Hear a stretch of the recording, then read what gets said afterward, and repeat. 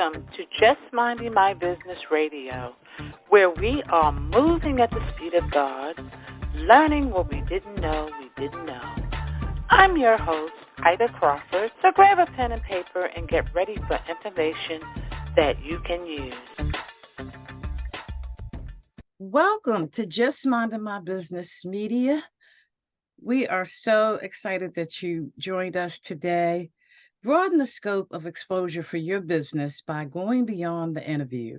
Learn more at www.jmmbmediallc.com, or you can email us at jmmbradio@gmail.com.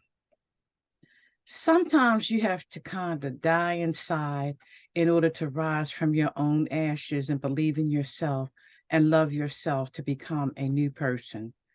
Gerard Wade. Today, we are excited to bring to you Christopher Zara. Am I saying that correctly, Christopher? That's correct. All righty then. Who is an author and journalist who writes about culture, media, business, and tech. He is a senior editor at FastCo, where he runs the news desk and leads a team that covers everything from startups and big tech to workplace culture and finance. Before coming to FastCo in 2016, Zara was a deputy editor at International Business Times, a theater critic for Newsweek, and managing editor of the Late Show Business Weekly, which is one of the last theater trade papers in Manhattan. Today, Christopher is here to share with us his story as told in his memoir, Uneducated. Welcome, Christopher. Hello. Thank you so much for having me. How are you this day? We are so honored to have you. Well, thank you. I'm staying cool. It's about 92 degrees here in New York City, and I am fortunate to work in a nice downtown office building with lots of air conditioning. I normally hate air conditioning, but I'll take it today because we're having one of those late summer heat waves that just becomes sort of an annoying thing in the Northeast. Yes, we're feeling the same thing in Pennsylvania. Yeah, so you know what I'm talking about then. I do. Okay, give us a little snippet of your journey. How did you get started here? Well, let's see. I think my reason for coming on today is to talk about the book Uneducated, which ties into my journey. The short version of it is I'm a business journalist, and I've been doing that professionally for almost 20 years here in New York City. I got my start in an unconventional way, and as I worked for a period in the industry, I realized that my background as someone without a college education was pretty unusual for the world of media. Most people in my business tend to go to college, and most often very good colleges. I work with a lot of people who went to Ivy League schools. We have great schools right here in New York where people come out and start working in journalism. And it occurred to me at some point, as I built a career, that my story was somewhat unusual, and I thought it was an opportunity to talk about education and how it defines us, how it defines us, and how we look at ourselves through that lens of education. So that was kind of the reason I wrote the book, which is called Uneducated, and since I've written the book, I've gotten really just a ton of feedback from people who tell me they can relate to it, and just explain how they their own story is similar in the sense that they didn't have the academic credentials that are often considered a necessity to succeed in business. And so I really felt like there was an unusual story to tell there, and I've been so far gratified by the response that I've gotten from readers. I bet, because there's so many people that are on quote unquote quote unquote, yeah. Not educated by the traditional systems. You Yeah. know, I once read a gentleman who went to the library and read books, and because he couldn't afford to go to college. Yeah. Yeah. And that used to be a lot, I think the difference now is that used to be probably a lot more common at a time when certain industries were, I guess, relatively easier to break into. But one of the things I noticed and I've written about for the New York Times recently is the way we have our system set up now, where these applicant tracking systems that basically almost all big companies use to try to make sure they're finding the right candidates. They really weed out a lot of people for a lot of different reasons. And education is one of the main reasons they'll weed you out. So if you don't have the whatever 4-year or sometimes more degree that is required or is seen as a requirement for the job, you won't even really get your foot in the door, and you won't even get seen. And so there's really, the opportunities just become fewer and fewer for people with that non-traditional background. And you're absolutely right, because some of the companies that collect resumes and things, I noticed they take you through this long questionnaire, and then you got to take this test and all this kind of stuff. And to me, you are missing out on good talent, because I have a background in computers. And when I first started, I had no degree. I learned everything on the job, and companies saw that I was interested in learning, and they was interested in teaching. Then, as long as you can, and if you can make that human connection, very often you can make the case for yourself that you're qualified to do the job, even though you don't have the degree. The challenge now is that it's really difficult to get through that first wall of defense that these companies have put up for themselves. They put it up because it's so labor intensive to find talent, that they have this software that helps them decide who to pick, but that same software can really do harm to a certain segment of the working population. I agree with you wholeheartedly. But today I've been noticing in the media that some of the jobs that required a degree, they are now dropping that requirement because their inability to be able to get staffing. So what's your thought on that? Yeah, I'm all for that. So this has been a big topic in the business world. I work for Fast Company, which is a leading business magazine, and it's one of the things we've already been, irrespective of the book I just wrote, it's already something that we've kind of been writing about for a few years, what they call skills-based hiring, which is really what you just said. It's companies kind of looking beyond the traditional the college degree as this proxy for someone's ability to do the job. And one of the reasons that it's I think sort of exploded in the last few years is probably pandemic related, and also just some of the labor shortages that have kind of gone along with the pandemic. Companies are doing it in part out of necessity, like they need to find people, and one of the ways they've been able to do that is to reassess how they find people, and that leads them to basically asking tough questions, which is, does that computer programming job really require a 4-year degree? And if not, why can't we just hire people that don't have the degree? So I think it's great. I think it's a challenge for companies to figure that out on a case-by-case basis, what the skill set should be. But I'm really glad that it's happening, and I'm glad that people are having the conversation. Yes, I'm glad too, because it weeds out some really good people, these different computer software packages that they're using to and to me, skills are important, but integrity and how you are as an individual is just as important.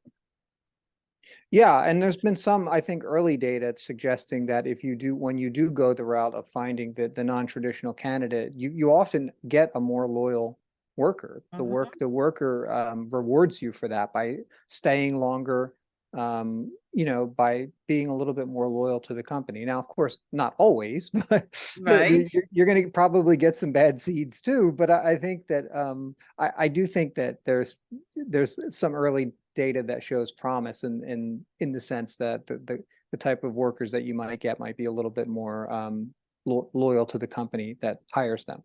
Yes, and I know I was, when they allowed me to move into other positions and learn, I was totally grateful. I mean, because I wanted to learn. Yeah. I read about that a lot in the book, and this is not something that I was really conscious of because I didn't know any differently. But when I was first starting out and I was comparing myself to all the other workers who were really highly educated and had these fancy degrees, I did feel the need to work harder and to stay later and to be better than everybody. I don't know if I can't really say if I was better, but I felt really the need. I Mhm. always just thought I was just going to be like, quote unquote, discovered as like this uneducated fraud, even though I didn't technically, like, I never lied on my resume or anything. Like there were a couple of instances where I got lucky and got hired, and people didn't ask the questions, and I sort of got my foot in the door that way. But I always felt like I was going to get sort of found out and that the rug was just going to be pulled out. And for that reason, I always sort of felt like I had to work a little bit harder than everyone else. Wow. Wow. So the book, Yeah. what kind of snippet, give us a little bit of snippet about what people can expect from the book. Yeah, so it's a memoir. It mainly deals with my just my personal story, with really starting with school, um which I didn't go very far. And there's a I guess really sort of the first part of the story is really about my experience in school. And the big question that I ask is whether or not, like, did I fail school or did school fail me? And so I went to a public school that was very overcrowded in New Jersey.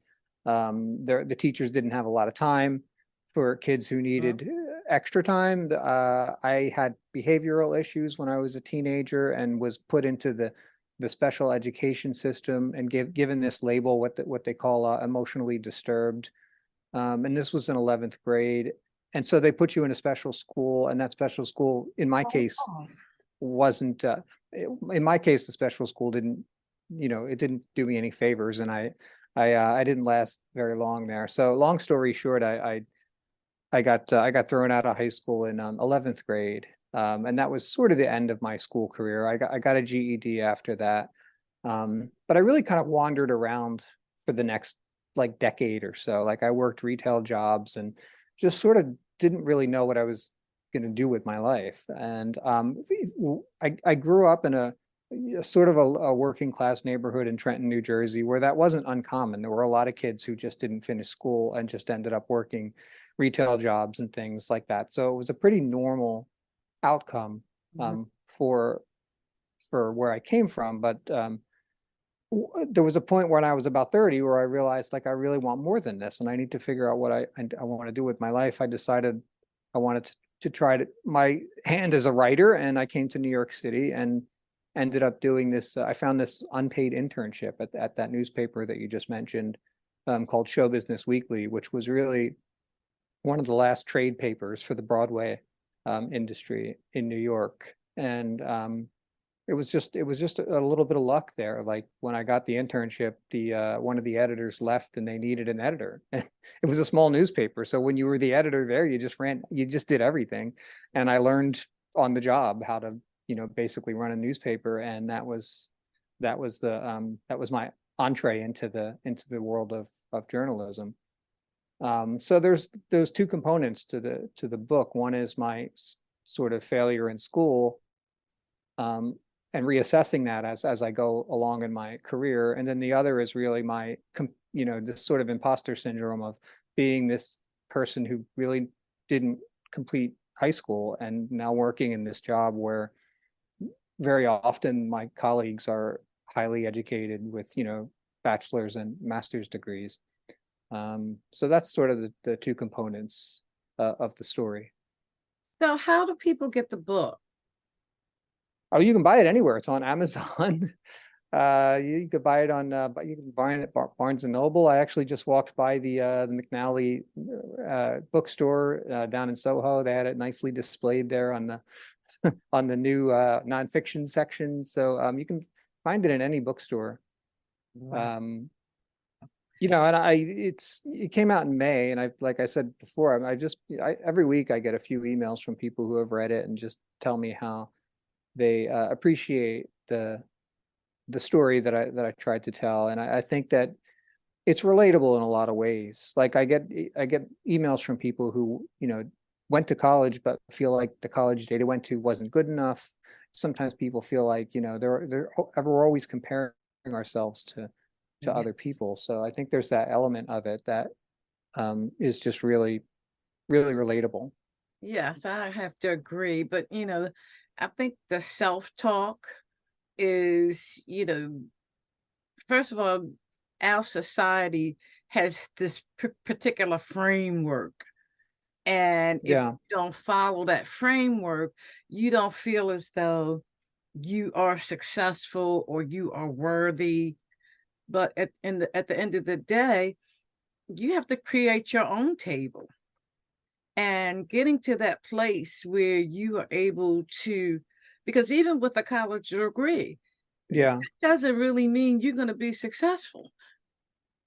No, it sure doesn't. And that's a really good point to make, because there was some of the feedback that I've received is exactly along those lines where people would say to me, reading your book, you would get the assumption that the only thing, it's sort of like the scarecrow in the Wizard of Oz. Like if he could just have the brain, everything's going to be fine. But really, like, that's my impression working as someone without the college degree. It really did feel that way. Like that degree would have solved all my problems. That's not reality, and that's not how things really work. But that's how Yeah. it feels when you lack something like that.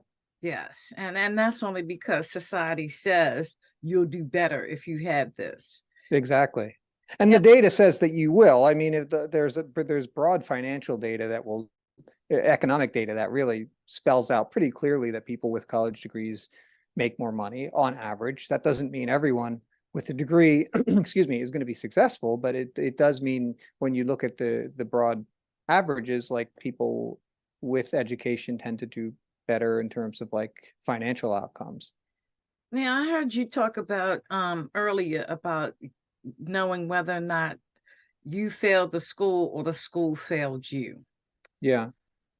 And I think education right now is, well, I know for me in earlier school years, elementary school, high school, I Mhm. felt like I was failed. Now that I'm older and I had to relearn a lot of different things and learn a lot of different things because school just didn't teach me that.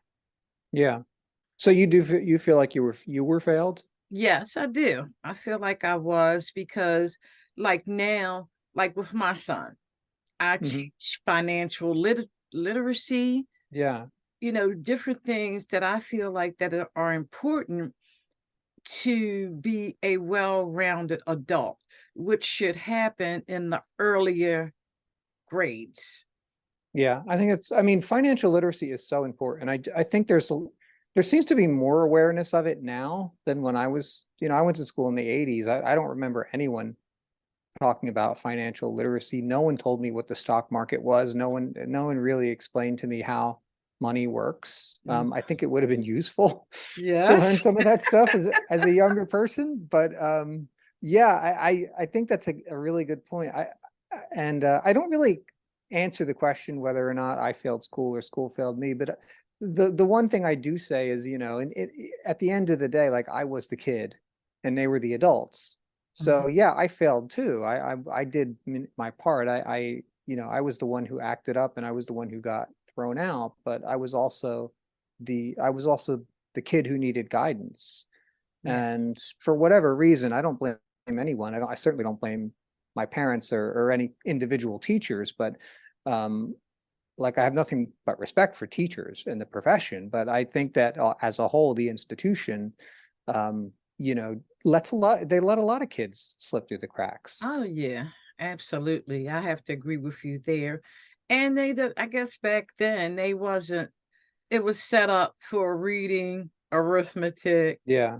It wasn't set up for life skills that that could help you, be a better adult. Because I mean, like job applications, I don't remember learning how to fill out a job application. I remember my first job, I was like, went to my boss and was like, what is this FICA stuff coming out of my check?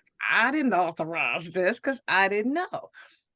And I think, Yeah, that's always a big that's sort of a big reality check there, isn't it? When you get your first check and you're like, wow, what is all this stuff? yes. Social Security, when am I going to need that? Absolutely, absolutely. So your story is absolutely amazing. But what made you pick writing? Well, that's actually an interesting story. It was teachers. As for as little as I was able to accomplish in school, I had a couple of good English teachers who really pulled me aside and said, "You can write," and they encouraged me. And they would pull my assignments out and read them in front of the class as examples and stuff like that. So there was always that little bit of encouragement that I got from teachers was really helpful. It helped me understand my abilities in an objective way. I knew they weren't just saying it to be nice. So I think that's probably how it started. And it's something that I always felt like I could do. Like you see, the thing about writing that's great is you have control over it in a way that you don't have control over a lot of other stuff. Like I think about other disciplines like I don't filmmaking or singing or theater or things that require a lot of collaboration. You have so many different moving parts. When you sit down to write a story, it's just you, and you can make you can't make it whatever you want in journalism. You have to you have to give facts, but you can shape the story in the way that you really want to, and you have full control over that, which I think the thing about it that's really appealing for me. Okay. Wow. This has been amazing, Christopher. And your story, I'm sure many people are going to relate to it because there are plenty of self-made people out there that didn't have an education. I mean, I know quite a few in my Yeah. circles, that never went to college, and they are very successful people, found their passion, and doing quite well. Yeah, and me too. And it's funny that like I've had people pull me aside after the fact after I've written the book and say, "Hey, I didn't go to school either." And I'd be like, "Oh, really? I didn't know that." And that thing about education is that, you don't always know. I also had plenty of people pull me aside here at work and after they heard about the book and say, "Wow, I would have thought you went to Columbia or something." So it's it's interesting to get people's take on it. I certainly hope that people don't think the story I wrote is anti-college or anti-school in any way, because I do feel like one of the takeaways for me is, boy, if I had to do it over again, I really wish I could have gone to college, because I love being in a classroom, and I love to, especially on a nice university campus, where you just sit there and watch the students, and you're like, it is something that I feel like I missed out on. Yes, and I mean, there's always an opportunity as long as you're still breathing. If that's Yeah. something you want to pursue, you can always do that. Yeah, when work slows down, if that ever happens. So thank you so much, Christopher. And again, where can people get the book? Yeah, and thank you for having me. It's called Uneducated, by Christopher Zara. You can buy the book at Amazon, bookstore.org. Any bookstore should sell it. Barnes and Noble, any of the major retailers. The book was published by Little Brown in May of this year. So I hope people check it out, and I hope people like it. And I really appreciate you having me on. I appreciate you showing up and sharing your story with our audience, because people need Thanks. to hear things like this. They need to know that they are enough. I hope so. Yeah, I hope so. Thank you, Ida. Thank you, and enjoy the rest of your day. Thank you for tuning in to Just Minding My Business Radio. I'm your host, Ida Crawford. We hope you enjoyed the show and appreciate you stopping by. Many blessings to you and yours.